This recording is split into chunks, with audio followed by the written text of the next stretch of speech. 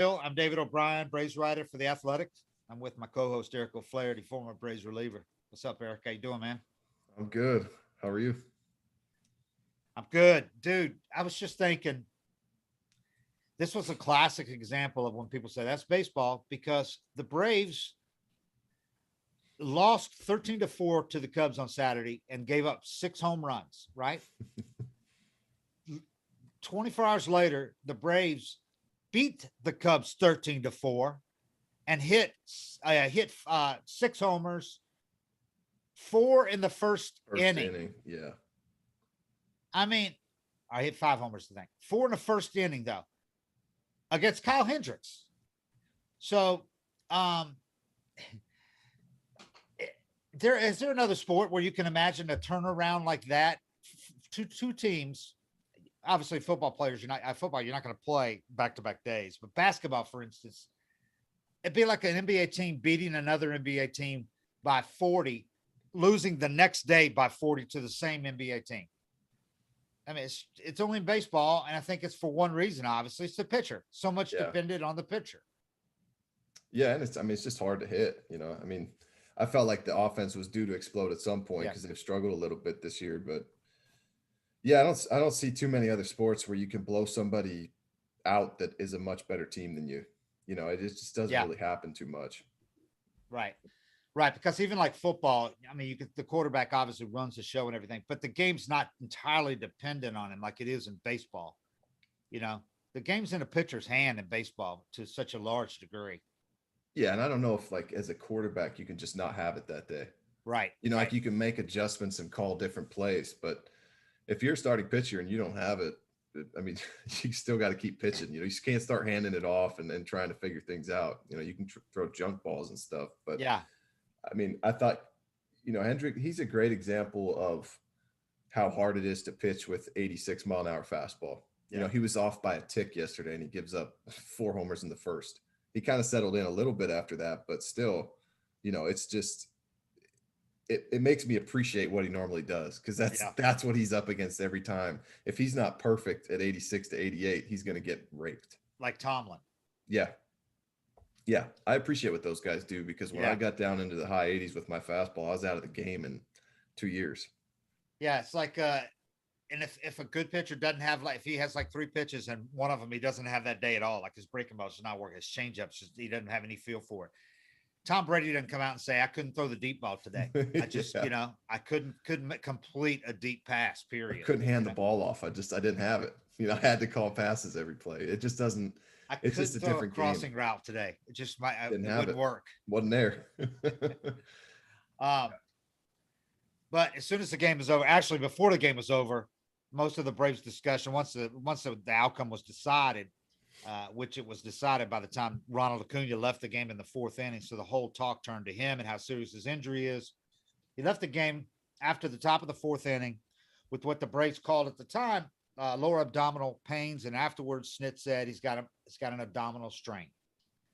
I mean, this is still a very general diagnosis because it could be something really minor. And knowing Acuna, he could be back in the lineup. I'm not going to be at all surprised if he's back in the lineup Tuesday at Yankee Stadium. They're off today. Not one bit. But at the same time, if it's just barely a little bit above that minimal, I could see them holding him out too, only because they're off today, play two, then off Thursday. And if you want to be really cautious with your superstar, one of the two players you really just cannot do without, I could see them holding him out till Friday. If there's any chance of it, of this worsening.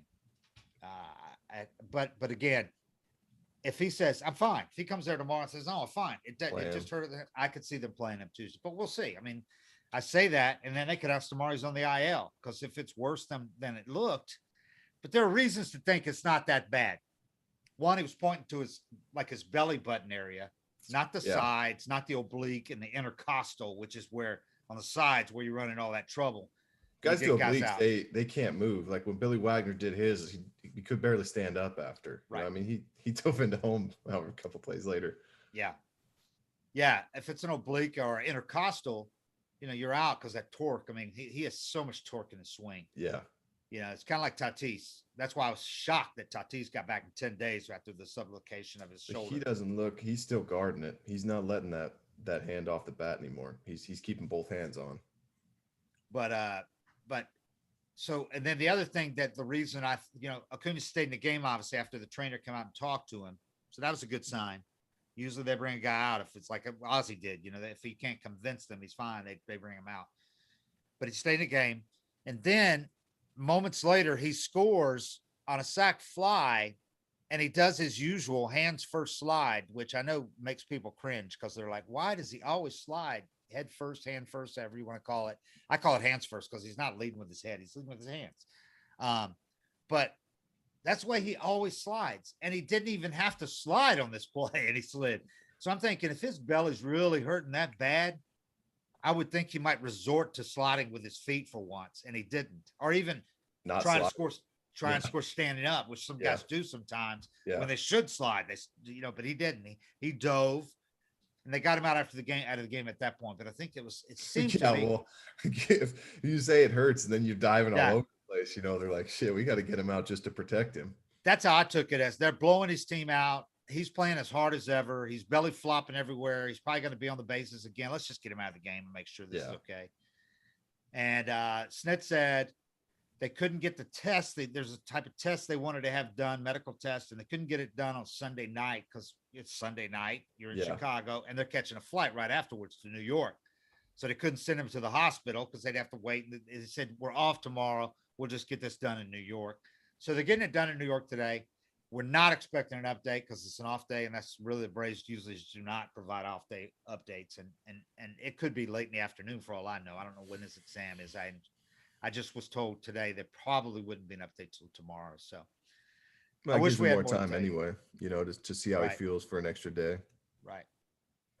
So we'll see. I mean, I obviously, let's say worst case scenario, and it is a real strain, and he's just a tough guy and was able to continue. If he goes on the IL, he's carried this offense for most of 2 weeks. I guess the good sign would be this was the first game where they really did a lot without him. He haven't had another big day all year without him being a part of it. They hit 4 homers in the first inning, and the most shocking thing might have been he wasn't one of them.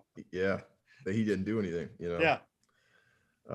He went 0 for 2 with a walk, and they had 14 hits, season high, and 13 runs. So that's if you want to look at a positive, that would be it. And Ozuna had three hits.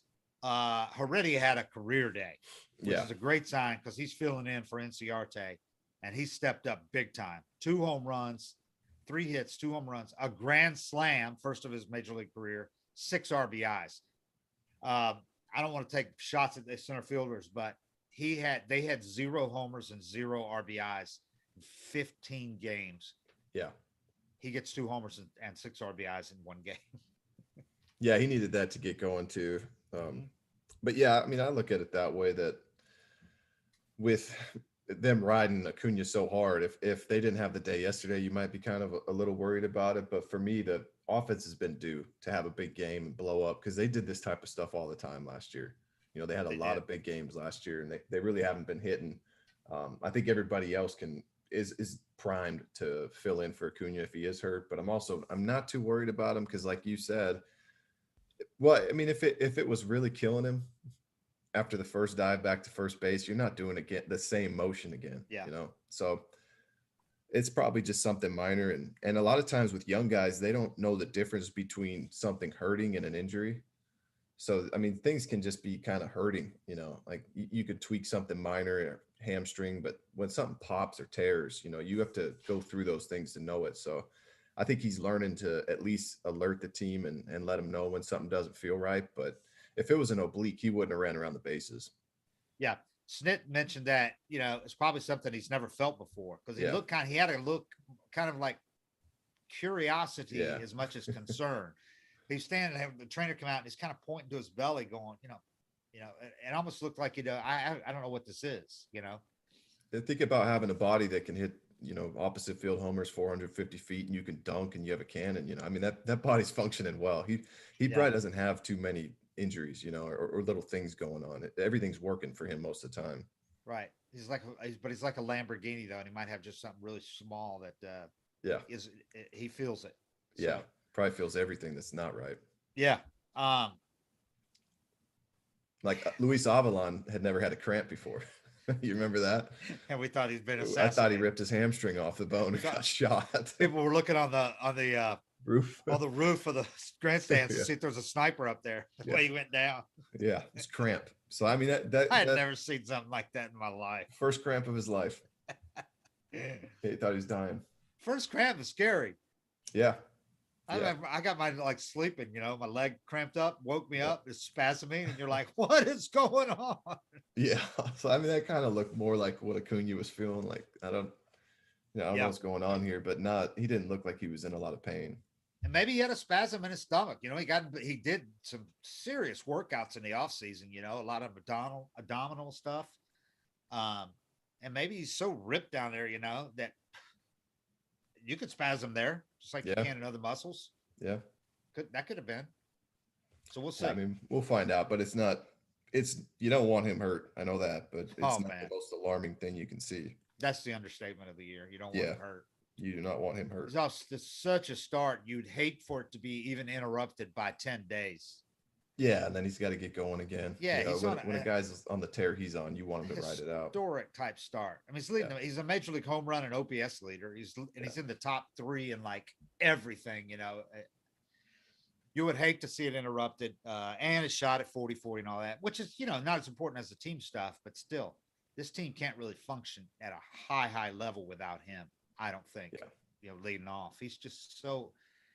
Freddie's the reigning MVP, but you could argue that Acuna as the leadoff guy is the guy you can't do without for 10 days. Yeah. Both of them are obviously clearly hugely important, but Acuna's. So last night, Ozuna had 3 hits, which for him is a great sign because he's really done not much of anything so far. Yeah. He had 3 hits. A couple other guys had 2. I mean, it was a big night for the offense. So if it wasn't for the Acuna thing, you'd have just been ecstatic over the whole thing for the Braves because they, like you said, they've been waiting for a day like this. And the funny thing is after the Cubs 6-homer, 13-run game the day before, Snickers said, I asked Snit, I said, have you been, is your offense still capable of doing something like that? He goes, absolutely. They're waiting for that to have a game just like that themselves. He said, we could do the same thing. 24 hours later, they did the same thing. Four homers in the first inning, It's a matter of time. I mean, last week we were looking at all the OPSs in the 400s and batting average in the hundreds. That's not who this team is. But it's hard to put that into perspective this early on when you've only gotten that small sample size. But it's a long year, and they're going to be who they are. It's funny how fast that could change. They were talking about those OPS. They had OPS around 400 or lower. A bunch of guys. Yeah. And it's so early in the season that those tick up in a heartbeat. I mean, you still got guys alarmingly low, but not like it was at all. I mean, Acuna he's hitting 419 with a 1373 OPS. 16 games into this. 1/10 of the season gone. He's hitting 419 with a 1373 OPS. He goes 2 for 5 right now, and his average goes down. Yeah. 14 extra base hits, almost an extra base hit a game, dude. Yeah. Almost as many walks as strikeouts, 9 walks, 10 strikeouts, 7 homers in 16 games. I mean, that's on pace for 70 homers. Yeah. On pace for 30 stolen bases. So you got to pick up the stolen base pace. Freddie Freeman, he's up a little bit. He's up to 232, but his OPS is 930. His OPS is like normal because he's slugging 536 and his OBP, even if he's hitting 232, you'll take the OBP as 394. That's almost normal for Freddie. Because he's got 14 walks. With Ozuna not hitting though, he's not going to get a lot to hit because that's just how it is. But if Ozuna heats up, then you got to at least pick your poison. How about Freddie with 13 hits and 14 walks? 14 walks to 6 strikeouts. That's a special player there that people will fear. Darno, he's done okay, but not much at all. He'll hit. He'll hit. He'll hit. Dansby, he's ticking up slowly, but he's still only at 203 with a 620 OPS. But again, these were OPSs that were at 400 less than a week ago. Yeah. He's 620. Ozzy, he was under 400. He's still only hitting 157, but his OPS is up to 615. He's missed the last 2 games, got hit high in the calf Friday. That looked painful. It was he's taken a beating for about 3 games. He fouled off a couple of pitches on that same leg and foot. Then he got hit with a slider up the 9th inning, high in the calf. It looked like a knee until you look really close and realized it was a calf. After Snit said calf, I looked close again and I saw it was high on the calf. So he's been out a couple of games, but they think he could be back Tuesday. They just wanted to be careful with him. But he tried to shake it off, went to first base, and he's a tough little dude, but he got to first base and he's like, I can't even walk, you know? Yeah. So it was just tightening up too much. So he came out, and Ahira Adrianza, I think it's pronounced Air. It's not the way it's spelled. Adrianza has really played well in his absence, and Adrianza had a big night last night. He hit a bomb. He's ticking up.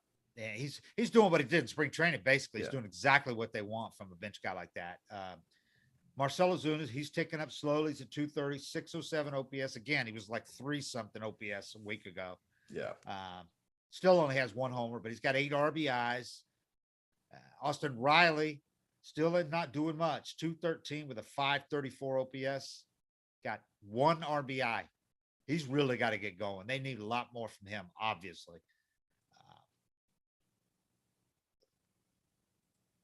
Let's see, I just want to see what Adrian's is doing.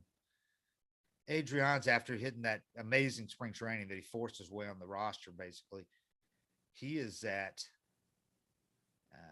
right now.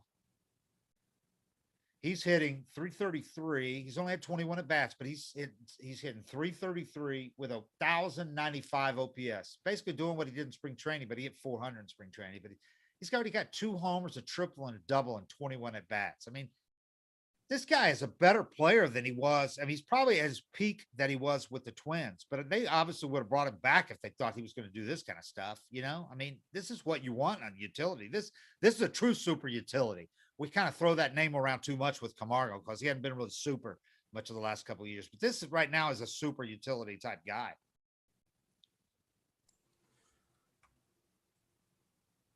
We lost Eric. He'll be back in a second.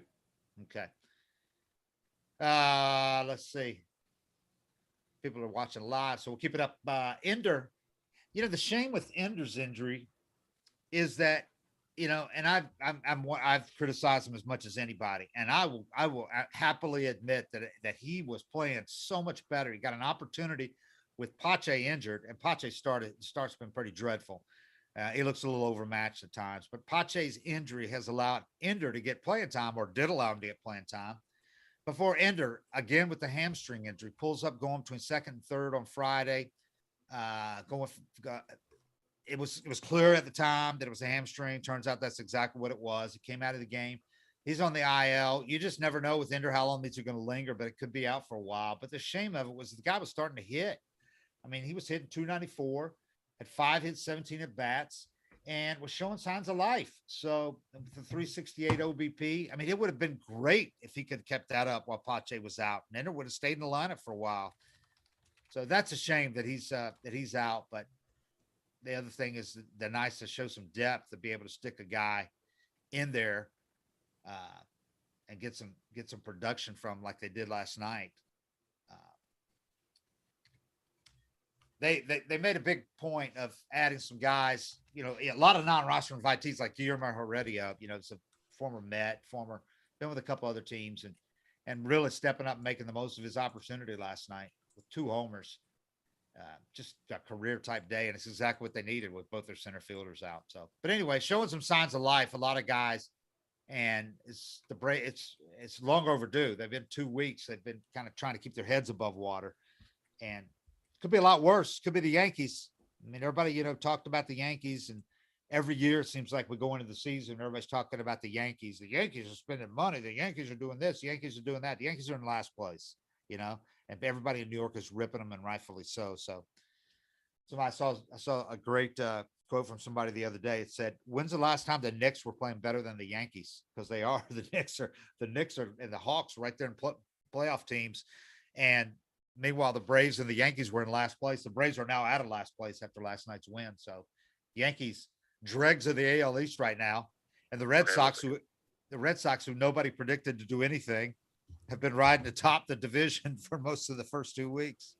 So it's so unpredictable. It's so early, but baseball, man, everybody, you think this team and that team is going to be so good, and they're not, and teams we write off annually continue to be good. So we'll see. We're only 1/10 of the way in, but so far the Yankees have been dreadful, man. Yeah, it's hard not to put any weight into what you're seeing because it's all you're seeing. But, Yeah. you just have to remember that it's 162 and nobody, I mean, if I asked you what the standings were after 10 games last year, which is, Right. quite a bit of the season, nobody knows, I mean, it's all about where you're at the end. And last year it was important because last year you could not afford to get off to a bad start in a 60-game season. You couldn't fall 5 back with, 2 or 3 weeks in, and because you were in a hole. Yeah. This year it's nothing to be 3 or 4 games back. 1/10 of the. I mean, you can make that up.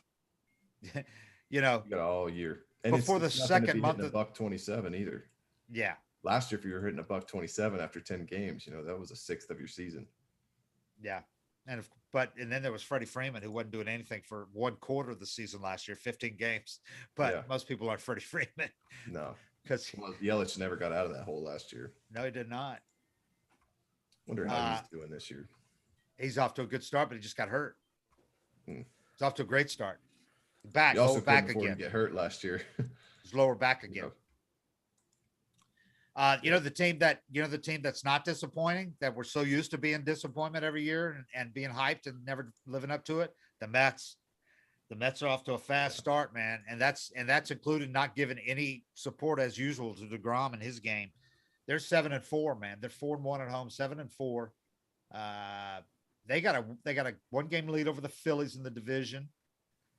Everybody in the division is kind of living up to expectations, except the Braves and the Nats. A lot of people thought the Braves and the Nats are the best 2 teams in the division, and they're Braves 7-9. The Nats are 5-8.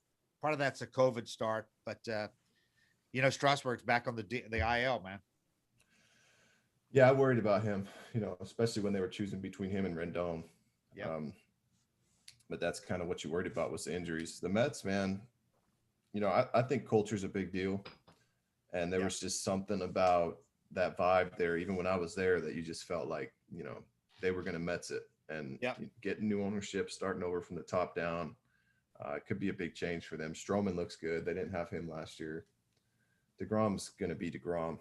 I mean, if the team's healthy and they got the talent, it's just always been kind of just an underperforming thing that you didn't really have an explanation for other than they were doing what they've been doing. Yeah, I think the top down is really important in this case because the new owner came in, made it clear he'd spend money, and made it clear that the past doesn't mean anything. I don't care what happened here. We're doing things. We're not going to be this poor stepchild to the Yankees anymore. I got more money than the Yankees owners do, and I'll spend it. So when the players see that, it's different when you change GMs, when you bring in a former agent to be the GM and you expect to change the culture.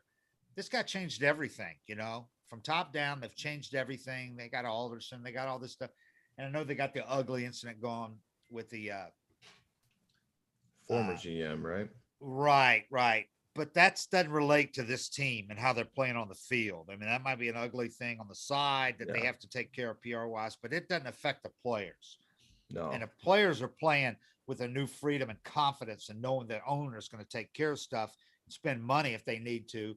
And they've actually changed the culture for once, which they never did before when they made all the different moves and kind of moved the furniture around before, but they didn't change the deck chairs on the Titanic, but they didn't change the inner core of it, and they still have bad ownership. Yeah. Not anymore. And that all filters down, I mean, it's whatever pressure the ownership's putting on the GM, how they're treating them. It's just a tendency to treat the people below you like that and be just as frustrated with them. But, I mean, it definitely affects your mindset as a player, especially if you get to like the trade deadline or something. And Yeah. you know, maybe you could get John Lester, but he's going to cost too much. And you know, no offense to Paul Mahomes, but Paul Mahomes comes walking through those doors. You Yeah. know, you're getting this big trade acquisition you're looking at, and when you feel like your ownership or your GM doesn't give you that piece you need, you know, it's kind of a downer. But the stuff they did going out and getting Lindor and then already signing him, you know, I mean, it affects the mindset of the team. Like, you know, if you need that piece, you're going to get it. Yeah. And it's by the same token, and I think that coupled with the Yankees' terrible start, I think that's really helped the Mets too, because they're like, this is our chance, man. We're the top of the back page right now. We can be the team. Right now, we're the best team in the city, and let's take advantage. Let's run with this. You know, it's not like in the past where they're just waiting for things to crumble, something to go wrong. Yeah. It's different. So And you I feel think it's big helped time them. being a New York team. You know, I mean, when you're getting all that hype, you always get more media attention. You're going Yeah. to be on more of the highlights.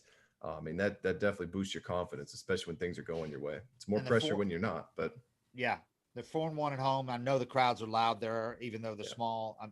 Their fans are loud, waiting to win. So Well, they feel like, you know, they feel like it's a fresh start too. You know, they got a yeah, fresh reason to believe. So I'm sure they're bringing more energy. the Phillies, by the same token, they've changed the culture there a lot too. Last year with the manager, getting a new a real manager, and bringing in Dombrowski, man. Yeah.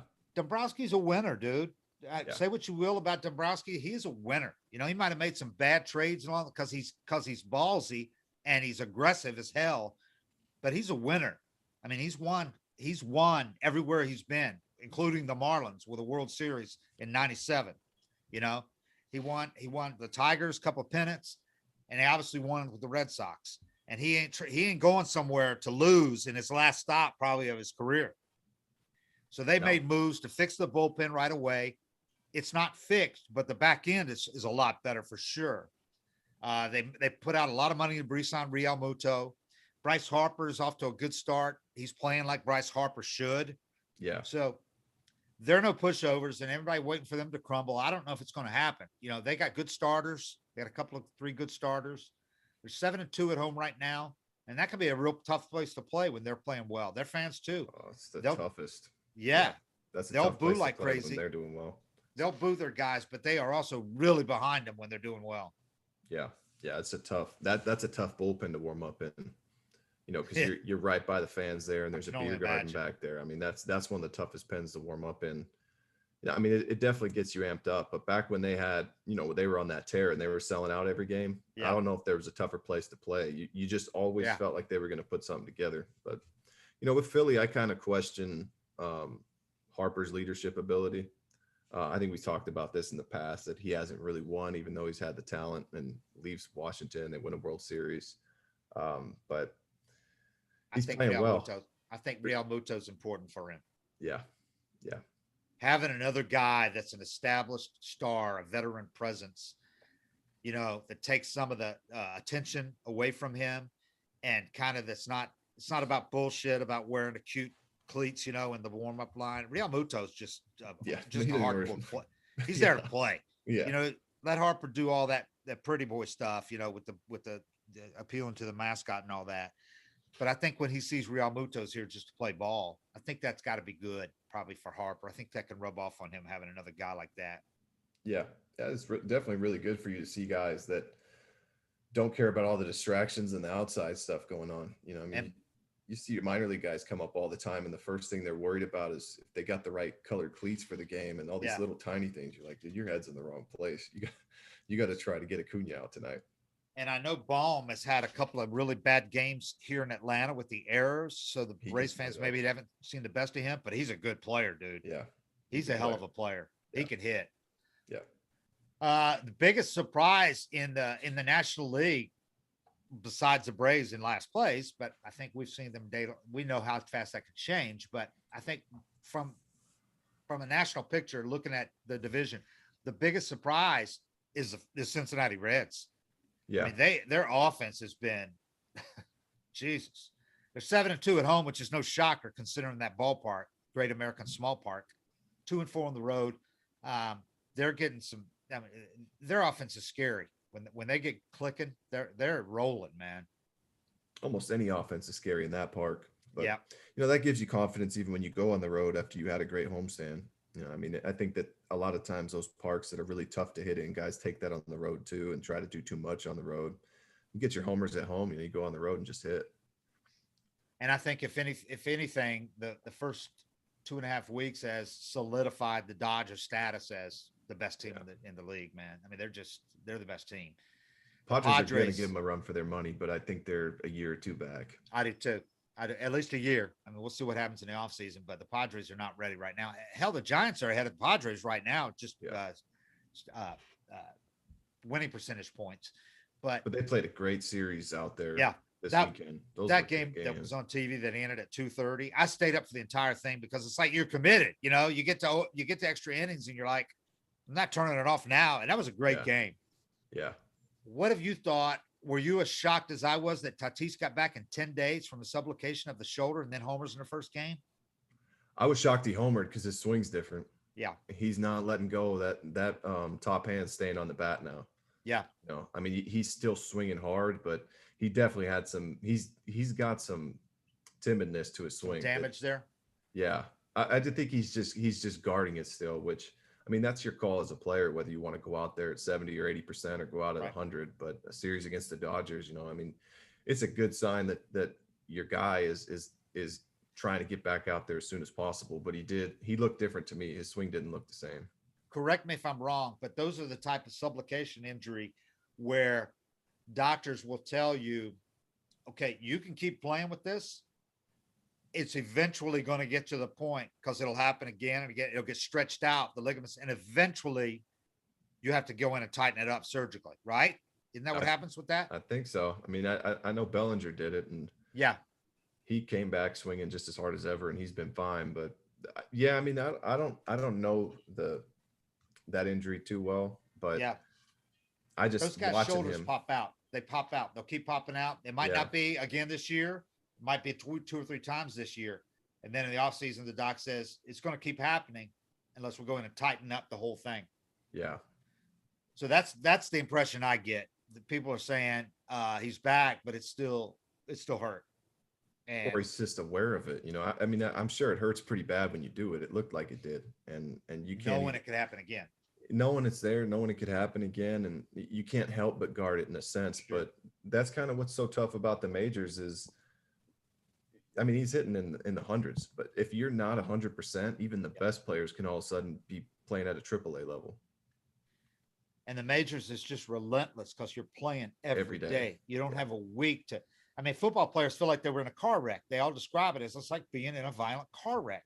You wake up Monday and they don't practice. You can't practice Monday. They have the day off. A lot of times they don't practice Tuesday, or they have walkthroughs, or they have meetings. I mean, so it takes them 2 or 3 days to even, because when they have to play, like football players are pissed in the NFL when they have to play Sunday and they have those schedules where they have to play again Thursday for TV or whatever. Oh, I bet they feel miserable. Oh God, can you imagine putting your body through that? I mean, the starting pitcher gets 4 days off. Yeah. But they have a week to recover. Football players do. Even recovering from a violent car crash, by late in the week, you're going, all right, let's get it together and play again. Baseball, you're playing again. Sometimes 12 hours later, usually. And if you do a little injury that needs 4 or 5 days off, you might have to go on the DL in baseball because you got to fill that spot. You can't afford to have a guy sit out that long. Football, at least you got that time to kind of nurse it and try to get it feeling to 1%, and then that one day you push it and you're going to get some more rest. But baseball's every day. And I think that the 10-day IL helped with that, because with 15, they're always teams have always got forced to make that decision. Like, he's one of our best players. We can't do without him. So if he's going to be out 4 or 5 days, we're not going to put him on the DL. They're going to wait. So they go shorthanded for 4 or 5 games. And then if the guy's not ready, then you got to make the decision then, all right, do we retroactive and put him, or do we can't keep going without shorthanded on a 25-man roster, but he's so important. So you're always weighing that. And it was a little easier to make those calls when it's 10-day. Way easier as a player too. I mean, if before you even walk into the training room, especially if you're struggling or feel like you're just getting hot, before you walk into that training room, you're thinking, if this is a big deal, I got to go on the 15-day. So now you're out 2 weeks and you miss 2 weeks, it might take you another 2 weeks to get locked back in again. So when it's only 10 days, and they tell you you're going to be out 5 or 6, a 10 days is not a bad thing. But when it's 15 and it's 5 or 6, that's an extra 10 days that you don't want to miss. So I think it makes it easier for players to be more upfront with their injuries too.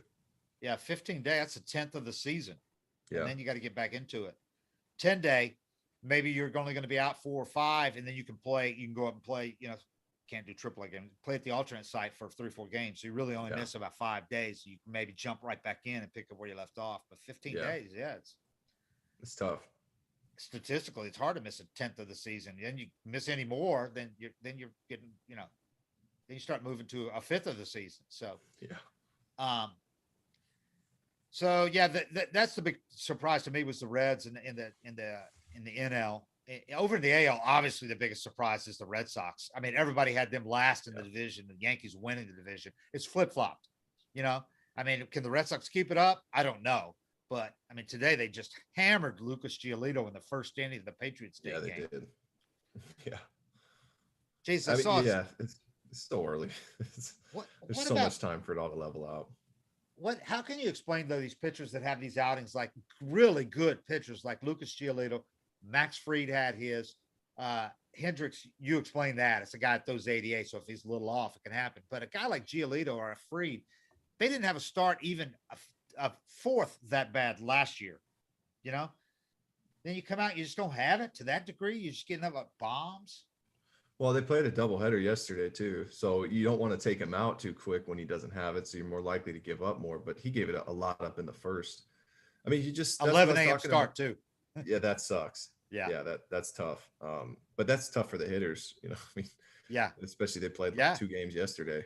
It's hard for everybody, but that's the thing, man, is it's like some days you just don't have it. And I appreciate the guys that go out and get shelled and get it over with quick versus the guys that nibble and wind up walking 5 or 6 and still going an inning or 2, the guys that at least keep firing and trying to get through the outing. But that's just baseball, man. Like there's just days where you just don't have it, or the lineup's locked in, or it's a bad matchup.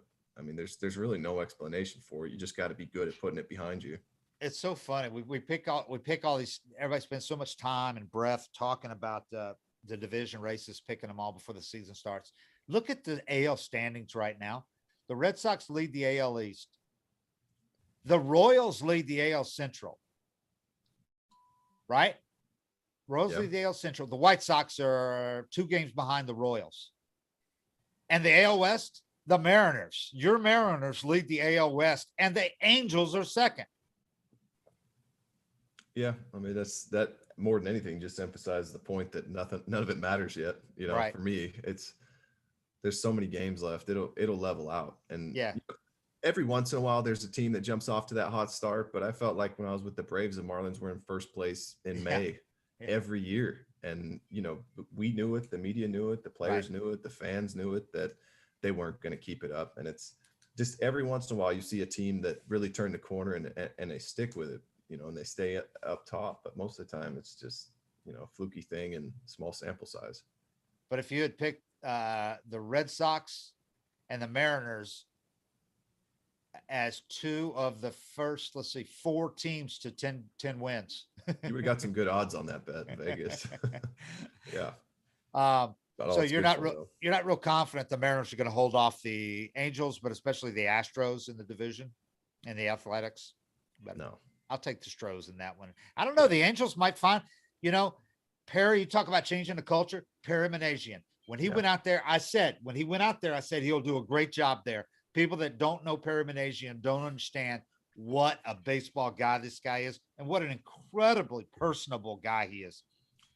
He could talk to anybody. This is the kind of guy that he could be a salesman, a CEO, whatever Perry Manasian is going to do, he's going to be successful at it because he is one of the more personable dudes I have ever met. Yeah. And it's trickling down. You talk to him and you come away going, all right, we're in good hands, boys. This dude knows what it's about. Yeah. He's a guy. He's a dude's dude, but he's also really into the analytics. He embraced it all, but he's old school. He's been around baseball. His dad was a clubhouse. He was a clubhouse manager with the Rangers. So Perry and his brother grew up in a clubhouse, literally. They're 4 or 5 years old in the clubhouse. So he's known all the great players. I mean, he's known the Nolan Ryans, the Bo Jacksons, everybody in his life. He's got to know these people and become friends with them. But He knows how players tick. yes, he could talk to players. They love talking to him. And having him as a GM, that was a great move by the Angels. A great move. And people that didn't understand when they hired him, those of us who've had a chance to talk to him and meet him over here, we were like, Right away. ooh, Yeah. stroke of genius right there, doing that. Yeah, I mean, you look at any work environment. If the boss is a dickhead, you know, there's employees underperforming that want to quit. And if you go on a baseball field wanting to quit, you're done. You know, there's not a lot of guys. There's some guys that can hate baseball and be negative. Like Adam Dunn talked about how he hated baseball every day. Yeah. And then you go hit a homer.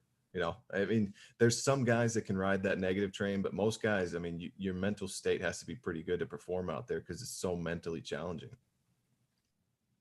Yeah, and the Braves, they're in good hands with Alex Anthopoulos because you're talking about that work environment. You can't meet a coach in the, you know, obviously the ones the one he let go this winter, but the coaches and the assistants under him, all that, all talk about how he lets them do their jobs, and that was a problem when Frank was here. You know, say what you want about Frank, he was a smart guy, but people below him didn't like how he micromanaged. People don't appreciate when you feel like you are looking over the shoulders and correcting their mistakes as you see them, or, you know, just not listening to their advice, you know? Yeah. They loved Sherholtz when he was riding high as the GM here because he delegated duties and all the people under him said they let him do their jobs. And that's what Anthopoulos is really lets his assistants do their jobs. And the coaches, obviously, he's turned that over to Snit and his coaching staff, and they really appreciate that. So it's important, man. It's so important, a guy you have in that position. Well, it's just, you know, it's just leadership, you know, and you can have a problem with the way somebody's doing something, and there's a million different ways to present it. And some people just choose a blunt, you know, kind of challenging, just, you know, cutting somebody down when they do something wrong, or you can ask them if they need any help, or you know, how they're going about it, or what their thought process was. And that position of power, you know, I mean, you don't ever want people below you to resent you. You want them to know you have their back. And you know, that we talk about Bobby Cox all the time, but Bobby never gave me or any player a single negative vibe. He always had your back. He picked you up, and you could give up 7 runs. The next day he'd pat you on the ass and tell you, let's go today. You got him. Yeah. You know, and it's amazing what a difference that makes in your mindset versus when you take the ball. And I had this one manager, I was struggling, but he would hand me the ball like this. I was like, fuck.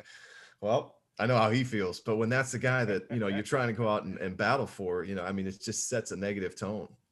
You know, I mean, he'd just hand me the ball and kind of shrug, and I could tell he wasn't excited. It was like, I had to make this move. Here you go, dipshit.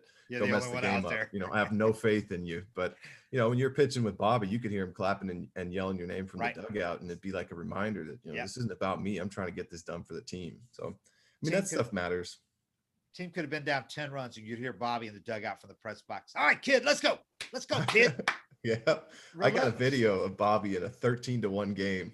We're blowing out the Diamondbacks. There's nobody on base. There's 2 outs, and I throw a backdoor slider to a dude on the Diamondbacks, and it was a check swing, and he went. And I got a video. I keep it on my phone just to remind me. Bobby throwing his hat down and yelling at the umpire. You know, I mean, that's just how he was. He always wanted you to do well. But yeah, I mean, he always had your back. And Snit learned from at Bobby's knee because he picked up all that stuff. He knows that vibe. And the biggest thing is people say about Snit is he knows how hard this game is. He was a player that didn't get very far, didn't get past AA in the minors. Tried so hard, worked so hard, and was so good at the, you know, in college and all that. So then he gets some pro ball in AA, and he realizes there's so many guys better than me. This game is hard. Gives you a much better perspective. I think that's the reason why there's so many great managers that weren't great players. They understand.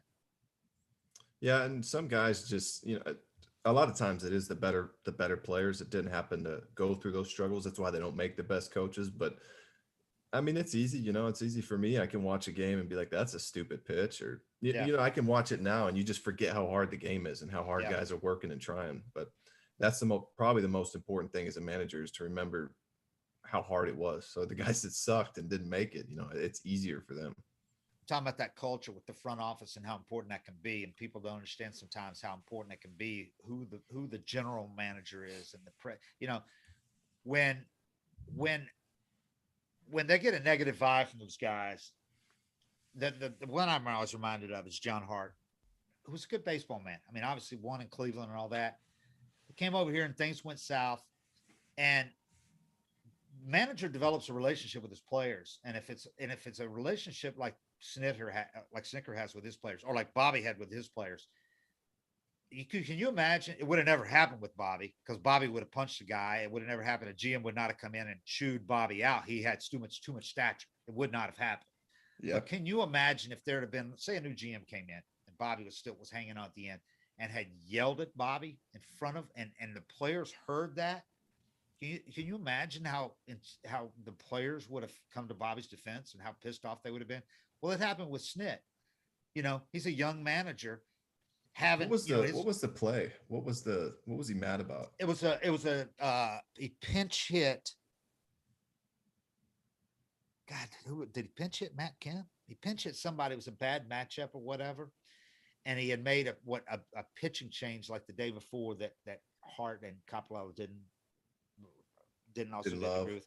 Things were going south, and so they were second guessing it, and it didn't look like Snit had much job security, that kind of thing, And John Hart came in the clubhouse, in the manager's office, but they could hear this clearly in the clubhouse. And he chews out Snit, and he's yelling and cussing. And Nick Markakis is out there, and he's all he could do not to go in and fight John Hart. And he told somebody afterwards, you tell John Hart, if he ever does that again, I'm going to punch him, And he told somebody to tell John Hart that he said that. He'd do it too. So that right there said a lot about the relationship that Snit has with his players, but also how they can lose respect for the people making the decisions. So there's just all this animus building in a clubhouse when things aren't going well. If you don't feel like everybody's on the same page and people are backstabbing and they're not all trying to help each other, Yeah, you create that finger pointing culture. I mean, you just, everybody has this lack of accountability. They're saying it's this guy's fault, that guy's fault. That just, I've talked to guys that were in those bad organizations that felt like they were just punching a clock, and you look at their numbers when they were there and they're down, and then they come over to somewhere else where they're happy and they shoot up, because, at the end of the day, it is a game, and then you're not going to move the same when you're unhappy or tense or feeling extra pressure. Then there's already so much pressure in the game to begin with. You don't need somebody on your ass. Like, if this is every player's dream to do this their whole life, it's not like they're not going to go out there and try. Right. So that added pressure is just not necessary. And these kind of fights happen all the time between managers and general managers, because it's a high tension, it's a tense environment. And if things are not going well, these are guys making a lot of money and their team's got to win or they're going to get fired. One of them's going to get fired. So this happens all the time. And even with winning teams, it happens, but it happens behind closed doors. It doesn't happen where the players can hear it. You got to be smart about that. Like when I covered the Marlins, Dave Dombrowski and Jim Leland had it out a lot of times, but they yelled at each other because Leland would yell every bit back as much as, he wasn't going to back down, but that was part of their relationship.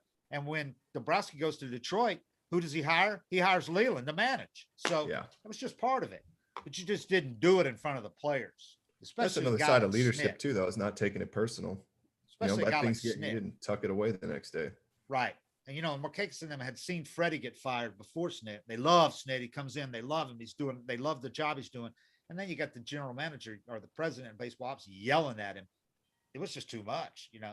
And Markakis made it known. And he made it. Same time, Markakis isn't doing that if Snit's being a dick to guys and blaming them and calling guys out and saying stuff he shouldn't. I mean, it's definitely, it's easier said than done creating that atmosphere. Yeah. A couple other things. Chris Martin, he's not throwing yet, man. Or at least he wasn't as of yesterday. It's been a little over a week. That's not a good sign. Not a good sign, man. I mean, I don't want to read too much into it, but if he's not throwing, I mean, this guy that just cannot stay healthy. He's so good when he's healthy, but he hasn't been able to stay healthy for extended periods. Some guys just have that bug, And it doesn't seem to add up, or they don't do anything different than everybody else. Yeah. They're doing all the same workouts. They're pitching the same amount of times, and body just can't tolerate it. And But I've always thought there's a reason why there's not a whole lot of 6'7", 6'8" pitchers too. You know, I a mean, lot of it's hard. exposure for those long limbs and, Yep. and ligaments. Yep. Yep. Yeah, when Not he come said, back. when he said tingling in the fingers, Mhm. that can happen on a cold day. Sometimes, your nerve can get a little irritated, but it's going to be something with the nerve, whether it's your UCL is torn and the nerves kind of wearing the stress, or something else going on. In But his case, nerves, the man, shoulder yeah, yeah. If it's going all the way down. that's that thoracic outlet syndrome's an option for that too, which Mhm. is no bueno. Not good. Folty had that.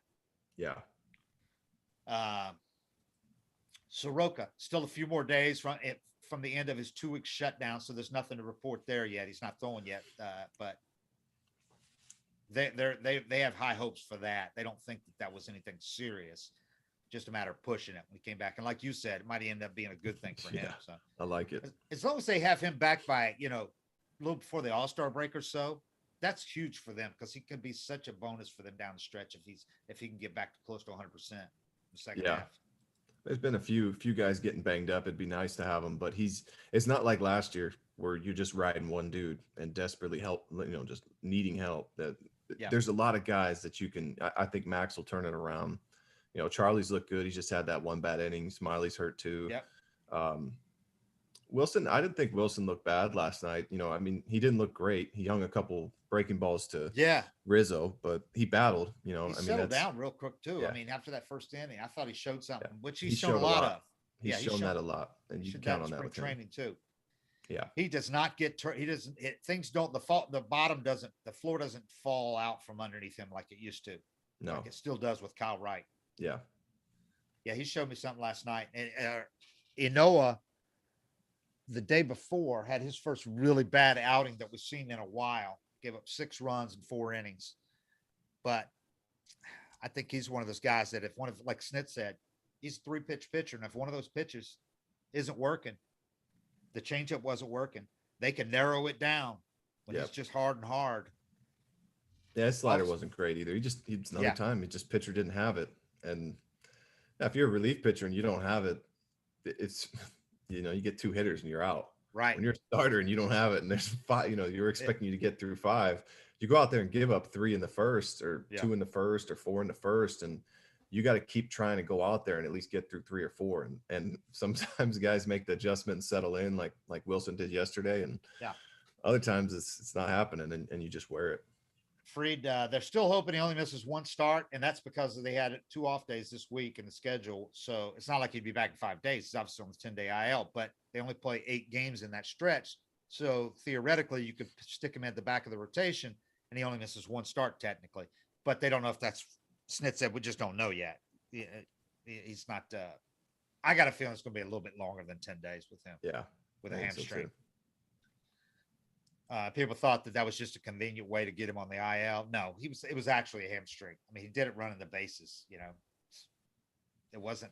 If they're going to fake it, they're going to just say, a little soreness in his arm fatigue, whatever. They're not going to make up a hamstring and have him go get an MRI or lie about him going to get it. That just, I mean, if it's a guy out of options or somebody that's known to struggle, I mean, I think you ask those questions a lot more.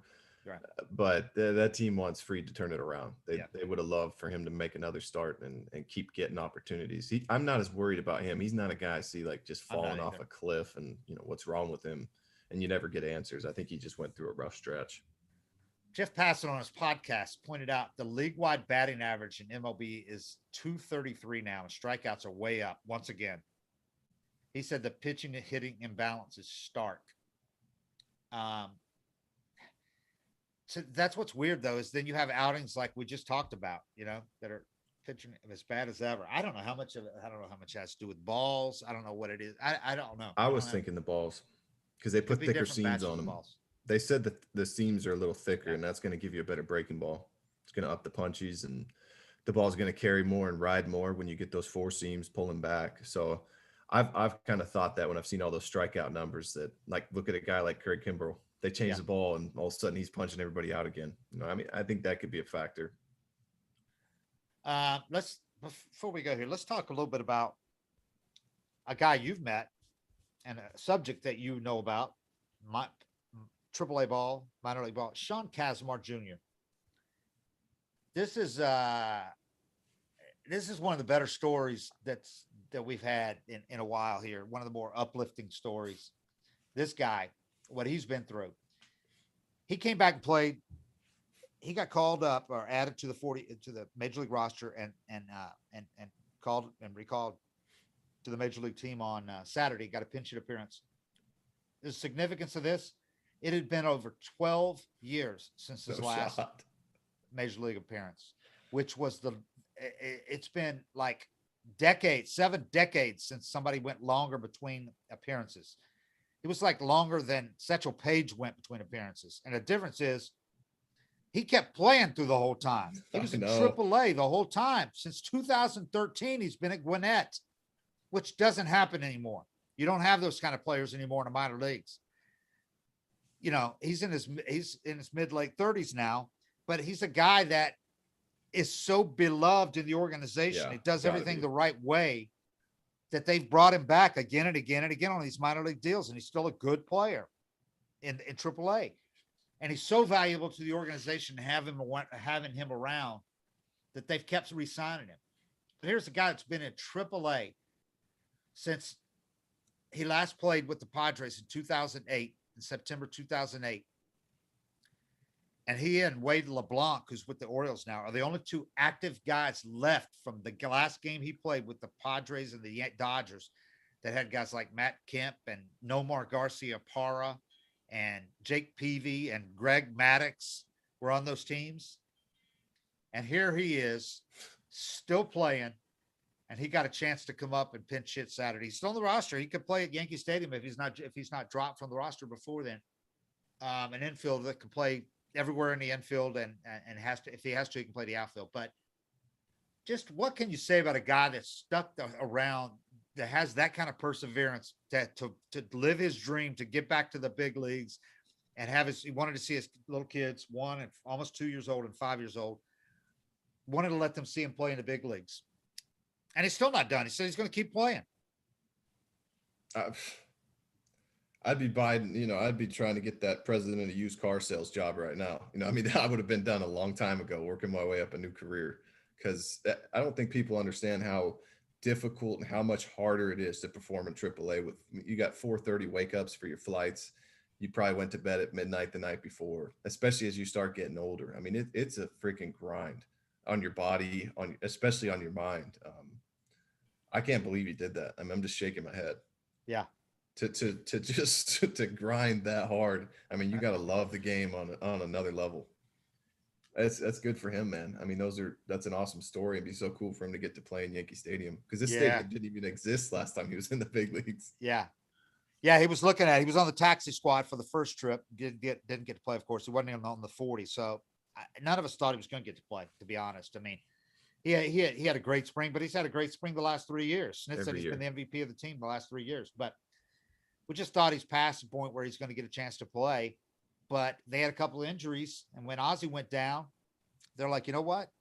He's on the taxi squad. They got to have somebody from the 5-man taxi squad. Let's add him to the 40 and give him a shot. And his wife and his mother found out. He told them that night, Friday night, after Snit was like almost crying as he told him, because Snit loves the guy. He managed him 2.5 years in Gwinnett. And and every spring he talks about this Kaz. He has him come back every spring in big league camp. Loves the guy. So Snit was almost ready to cry when he told him Friday night that you're coming up, man. You're playing. So he calls his wife in Arizona. His wife drops everything. She's at their son's baseball, their 5-year-old son's baseball game. They had in-laws that had just arrived in town. So she says to the in-laws, "You got the kid. I gotta go." Her and her mom and his mom, who also lives in Arizona in Phoenix, they caught a red-eye flight. They're in Chicago for the day game Saturday. They're in the stands with his grandparents, who came down from Milwaukee or from Wisconsin. That is so cool. They've been waiting years for this. They said, "We're not missing this. There's no way I'm missing this." Got a red-eye flight. And his wife, Jennifer, is a former Arizona State softball player that Sean met when he was in his first instructional league in Arizona when he's with the Padres. He met her while she was still She's in been down the school. whole road. She's been down she's the rock of the family, he says. He said she's a saint. They've been married 11 and a half years.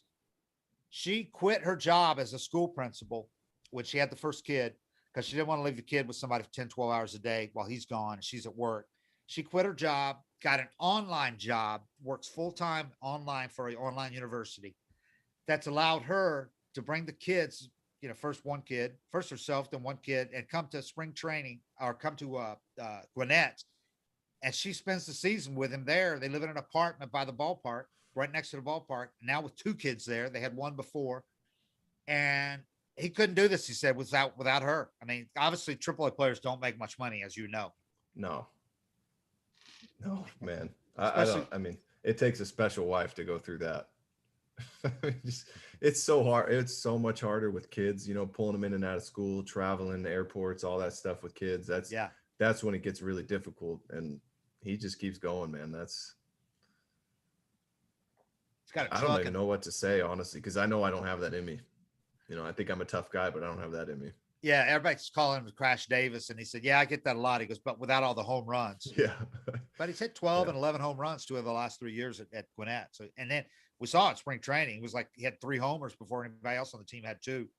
But no, it's not a home run hitter. He's just a solid all around player. But he played, he's not like Crash Davis in that he's not taking, the romanticized the bus rides down these 2-lane rural roads in North Carolina. He's in AAA for all these years.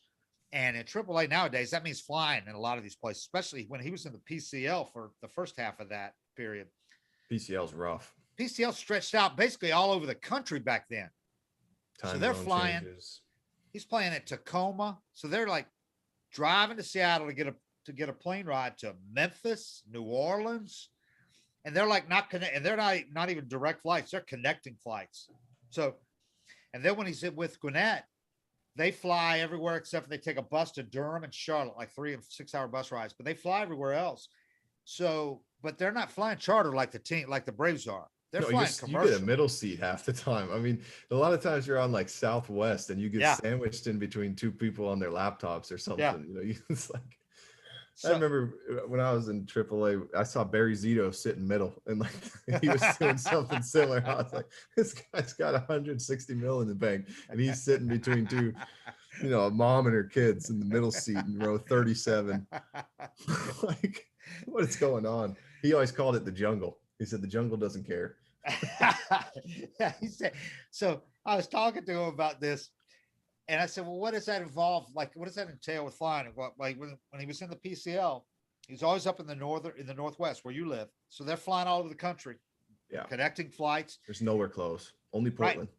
Right. And they're traveling the day of the game. It's not like the big league teams flying charter. They're leaving after the night game on getaway day. They're going out to dinner. You're going out to dinner in New York at the new city. Staying at the Ritz-Carlton, Room don't even service take in their the own morning. bags anywhere. Everything's done for them. It's different at AAA. Oh, AAA, you grab a bag when you get off that bus. And the hotels are not the Ritz-Carlton. They're not bad, but they're not the Ritz-Carlton. They're like what us normal people stay in. It could be the Ritz, or it could be something nice, or it could be, Motel 6. It's whatever is close to the stadium, and they get a good deal on. They're not splurging for you. So at Gwinnett, they're catching a bus to the Atlanta airport. So it's like an hour. They're leaving at 4:30 in the morning sometimes, he said. And they're flying day of the game. So they're leaving at 4:30 in the morning. So that's get up at 3:30 at your apartment. And then they're going to another city. And then they're playing that day. I know. He said, I always said, he goes, I always found that you're okay that day.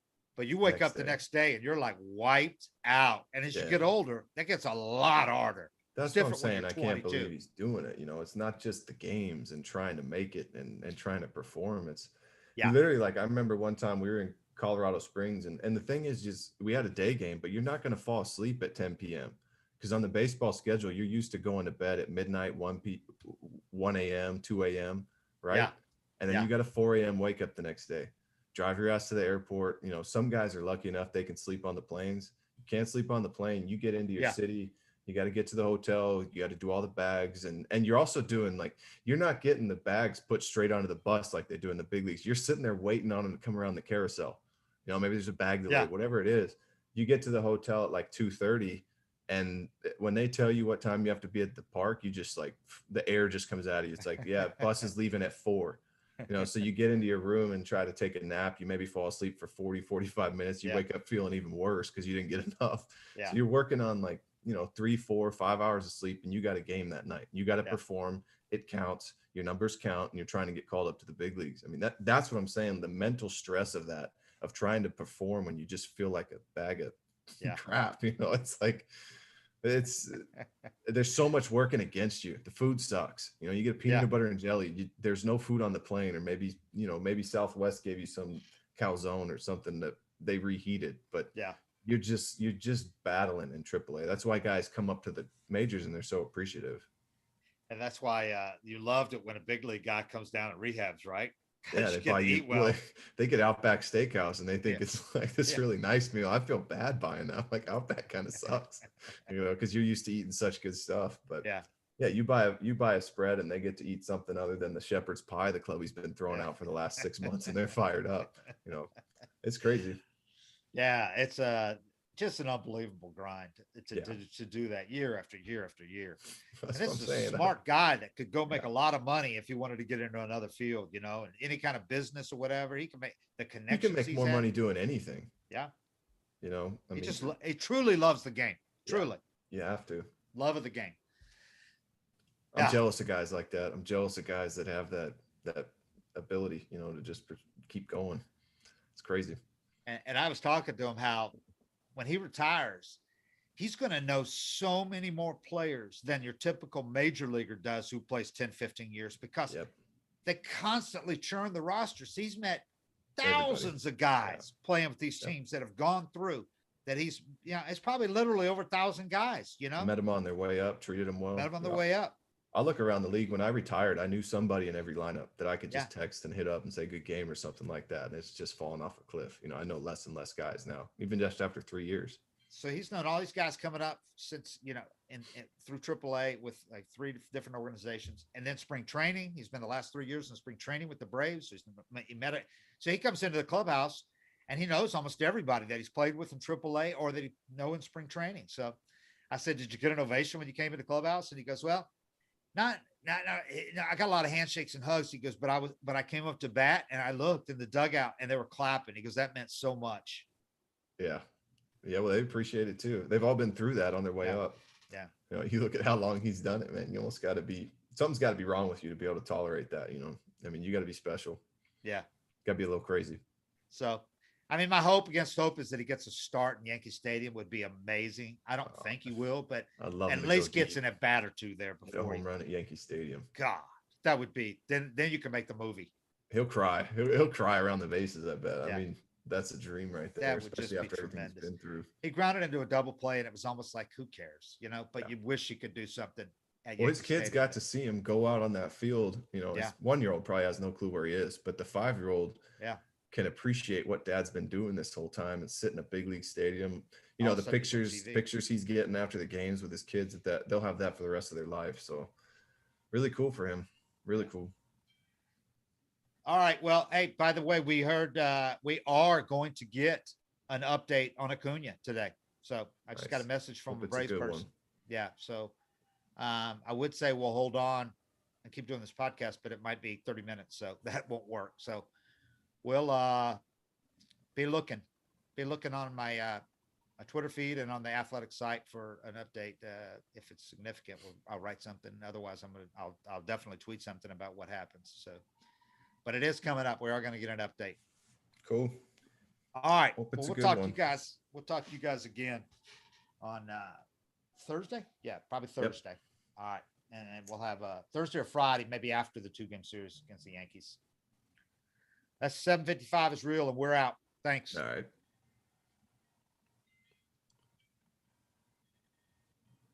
What's today?